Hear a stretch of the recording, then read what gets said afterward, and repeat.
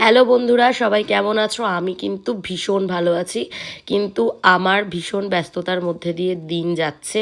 সেদিনকে বিকেলবেলা বেরিয়ে পড়েছিলাম গড়িয়াহাট যাওয়ার জন্যে। তো গড়িয়াহাট পৌঁছাতে পৌঁছাতে আমাদের প্রায় 5:30 বেজে গেছিলো। তো কেনাকাটির জন্যে গেছিলাম, দেখে হয়তো তোমরা বুঝতেই পারবে কিসের কেনাকাটি।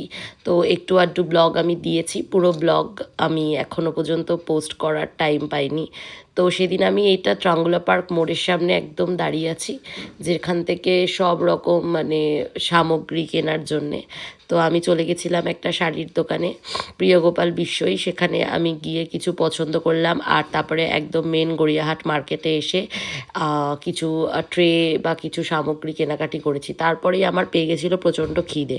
তো একটা ছোট্ট ওপর একটা রেস্টুরেন্টে গেছিলাম, কিন্তু বিশ্বাস করো রেস্টুরেন্টের খাবারগুলো এতই ভালো ছিল যে তোমাকে কি বলবো। খুবই হালকা পাতলা খেয়েছি, একটা করে ফিশ কাটলেট, আর হচ্ছে তোমার খেয়েছিলাম হচ্ছে মোগলাই।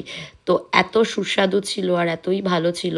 ভেটকি মাছটা তো দারুণ ছিল, আমার ভীষণ পছন্দ হয়েছে। তোমরা কেউ কেউ গড়িয়াহাট গেলে এই রেস্টুরেন্টটায় যেও। আমি আর একটা ব্লগ তোমাদের এই রেস্টুরেন্টটার ওপরে দেব। দেখতে পাচ্ছ মোগলাইগুলোর সাইজ ভীষণ সুন্দর। পদ্মপাতার নামে একটা রেস্টুরেন্ট, আমি প্রপার নামটা তোমাদের আরেকটা ব্লগে আমি দিয়ে দেব। তো এইভাবেই আমাদের আজকের দিনটা কমপ্লিট হলো। তারপরে বাড়ি ফেরার সময় হয়ে গেল, ব্যাস এইবার আস্তে আস্তে বাড়ির দিকে রওনা দিলাম। টাটা। আর আমার ব্লগ কেমন লাগে জানিও।